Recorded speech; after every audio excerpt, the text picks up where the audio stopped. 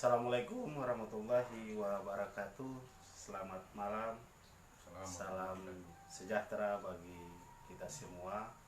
Bersama saya malam ini seorang tokoh intelektual muda Maluku yang saya kira sudah cukup familiar dan tidak perlu banyak saya mengurai profil beliau. Di samping saya ini adalah Bang Arista Junaidi yang juga telah malang melintang di dunia pergerakan. Bang Arista sendiri dalam klimaks kepemudaannya itu pernah sampai di PBHMI. Beliau adalah alumnus UI di program magister kesejahteraan ya Pak? Ya, Politik kesejahteraan sosial. Sejauh ini cukup kering wacana-wacana soal pembangunan di Maluku, dalam hal ini politik pembangunan pasca pilkada. Iya Bang Arista, kita tahu bahwa ada masalah yang hari ini masih menjadi tanda tanya di tengah-tengah masyarakat soal Maluku ini masih tergolong provinsi termiskin, kalau tidak salah keempat ya di Indonesia, juga provinsi terkorup juga di Indonesia. Nah tentu data dari BPS itu kan menjadi kekhawatiran di tengah-tengah masyarakat, sehingga kita semua khusus kaula muda kan berkeinginan untuk hal yang demikian itu harus bisa dituntaskan untuk diselesaikan, problem itu bisa diselesaikan. Apa yang menjadi tawaran Abang kira-kira soal persoalan itu harus bisa dituntaskan? Iya, kemarin waktu pilkada itu dua isu ini menjadi isu besar. Dua isu ini yang menjadi diskursus masyarakat sehingga peluang petahana untuk menduduki kursi gubernur untuk kedua kali itu hilang dan diganti oleh gubernur baru, karena dua isu itu benar-benar menjadi masalah serius di masyarakat, soal kemiskinan dan pengangguran. BPS sendiri data terbaru itu kemiskinan di Maluku turun di posisi keempat, tapi dalam posisi stagnan, masih dalam 5 besar provinsi termiskin di Indonesia. Kalau pengangguran ya data terbaru saya belum update, tapi waktu 2017 itu masih peringkat pertama dari segi presentasi ya, bukan dari segi jumlah, dari segi presentasi. Karena kalau jumlah itu jumlah masyarakat di Maluku itu sangat sedikit kalau dibandingkan dengan Jawa Barat misalnya. Kalau strategi untuk mengatasi kemiskinan dan kemiskinan dan pengangguran memang ini tidak bisa dilakukan secara sendiri oleh kepala daerah. Dalam konteks pileg memang tadi saya katakan harus ada kolaborasi yang baik, harus ada koordinasi yang utuh antara kepala daerah dengan legislatif. Nah tentu momentum otonomi daerah, lalu momentum pemerataan pembangunan dan momentum keinginan political will dari pemerintah pusat untuk memeratakan pembangunan di semua daerah Indonesia, bukan saja di Jawa, ini harus dimaksimalkan oleh pemerintah daerah. Karena biar bagaimanapun, walaupun dana besar kalau turun ke daerah, tapi kalau tidak dimaksimalkan oleh kepala daerah sendiri ya itu menjadi percuma. Jangan sampai dana besar itu menjadi lahan subur untuk dikorupsi oleh kepala daerah. Nah Maluku ini kan kaya akan destinasi. Kalau ke depan misalnya ada pusat pertumbuhan ekonomi baru di Maluku, dulu istilahnya ada istilah KEK misalnya, itu baik. Misalnya pariwisata itu dikembangkan secara maksimal, lalu dipublikasi secara luas sehingga menarik wisatawan asing, lalu ada pusat-pusat pertumbuhan ekonomi baru di Maluku. Saya pikir dengan support yang besar dari pemerintah pusat ke depan itu bisa mengentaskan kemiskinan dan bisa mengurangi pengangguran. Karena inti daripada pengurangan kemiskinan dan pengangguran ini bagaimana menciptakan pertumbuhan ekonomi di masyarakat. Kalau pertumbuhan ekonomi itu baik, pasti dalam teori ekonomi itu ada istilah split effect, ada efek pertumbuhan atau ada trickle down effect. Walaupun trickle down effect ini sampai saat ini masih diperdebatkan ya, tapi minimal pertumbuhan yang tinggi itu pasti akan menciptakan pertumbuhan ekonomi juga yang baik di masyarakat. Kira-kira begitu Pak.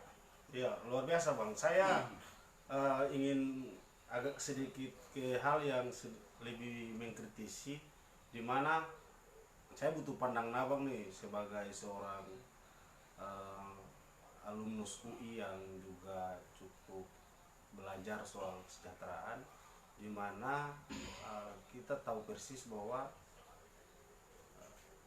sejauh ini terjadi disparitas pembangunan Jawa luar Jawa. Ini bukan sesuatu yang lumrah, bukan sesuatu yang tersembunyi lagi, tapi kita sudah tahu gitu, publik sudah mengetahui itu. Nah, saya butuh pikiran segar Abang. Kira-kira kalau begitu cara kita mengatasi kondisi itu seperti apa?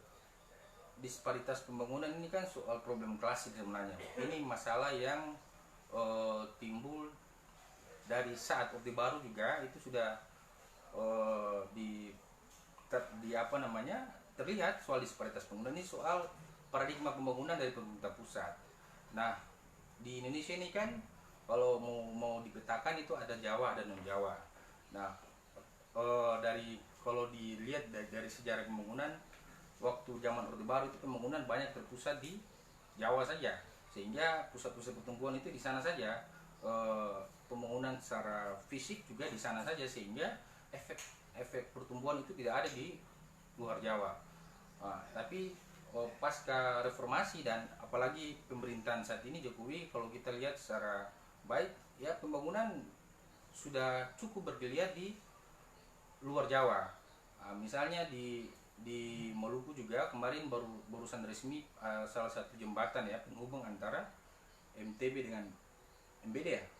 Itu ada jembatan, salah satu jembatan, mohon maaf kalau saya salah, itu baru diresmikan. Itu salah satu bagian daripada political will pemerintah pusat untuk memutus apa namanya mata rantai disparitas itu. Jadi kalau ada konektivitas pembangunan maka ekonomi masyarakat juga bisa diakses secara lancar. Nah, tentu ini problem soal political will saya sebenarnya. Kalau misalnya pemerintah atau pemerintahan itu dia punya political will yang baik untuk meratakan pembangunan, saya pikir Indonesia Timur ke depan akan menjadi akan menjadi daerah pertumbuhan baru di Indonesia. Nah, tapi tentu dengan catatan ada political will, jangan sampai hanya sebatas market politik saja. Iya Bang, biasanya kan untuk mengarahkan sebuah proyek pembangunan misalnya, atau dalam istilah kasarnya itu pembagian kue pembangunan, itu pemerintah lazim melihat daripada pertimbangan politik. Nah, soal kuantitatif, kita di Maluku ini kan rata-rata kita tahu jumlah kita sedikit, tapi kita juga tidak bisa menafikan bahwa kita punya sumber daya alam yang cukup luas. Nah, kalau misal fakta membuktikan bahwa pemerintah pusat tidak serius melihat sumber daya alam kita yang harus mesti dikelola untuk sebesar-besarnya kemakmuran rakyat di daerah kita, tanggapan Anda bagaimana soal itu? Kebijakan pemerintah pusat terkait dengan Blok Masela ini atau keberadaan Blok Masela ini, saya pikir ke depan itu akan menjadi akan menjadi alat, akan menjadi tempat yang besar untuk meningkatkan pendapatan asli daerah, karena lewat participating interest 10% itu jika diberikan kepada daerah, lalu daerah melakukan investasi itu, maka 10% itu Maluku bisa dapat, kalau itu sekitar berapa ya, sekitar 20 triliun kalau nggak salah. 20 triliun kalau saya nggak salah, 10 sampai 20 triliun ya per tahun, itu bisa didapatkan oleh pemerintah daerah. Nah, dan di luar profit sharing atau pembagian keuntungan itu bisa menyerap tenaga kerja. Nah, tentu kalau misalnya perusahaan besar seperti Blok Masela itu bisa berjalan, bisa eksplorasi secara baik, perusahaan bisa berjalan dan bisa menyerap tenaga kerja, dan hasilnya itu bisa diberikan kepada pemerintah daerah sesuai dengan PI 10%, Ya tinggal bagaimana baik-baiknya pemerintah daerah saja untuk mengelola uang sebesar itu, dan bagaimana bisa menjaga agar perusahaan ini bukan saja berdampak pada ekonomi tapi juga bisa berkesinambungan terhadap dampak lingkungan di sekitar masyarakat, karena jangan sampai kita kejar pertumbuhan lalu merusak lingkungan. Nah, kalau dalam teori kesejahteraan sosial itu ya ekonomi itu menjadi hal yang penting, tapi lingkungan itu juga menjadi faktor penentu. Makanya ada istilah AMDAL itu, karena ya lingkungan kalau misalnya merusak ya percuma aja, karena lingkungan ini adalah warisan untuk anak cucu kita di masa depan, bukan saja untuk kita hari ini.